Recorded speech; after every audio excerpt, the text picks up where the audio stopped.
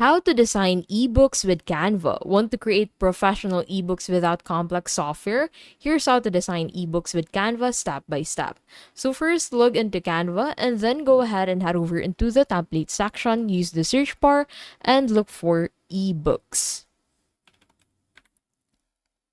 So from here, you should find this, click on it. And then into the section, you'll find the templates you can use on Canva for creating ebooks. So as you can see, there's a wide variety of selection you can choose from. So select what applies for you.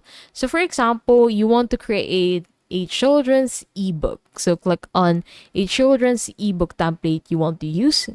And then go ahead and click on this use this template button to use the template. And that will take you into this section.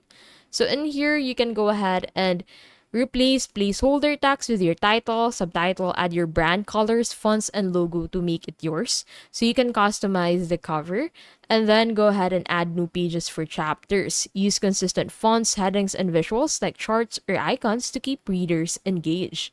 Use Canvas elements, grids, and frames to organize content. Apply your brand kit for consistent design. Review for typos, check text contrast for readability, and keep margins consistent across all pages.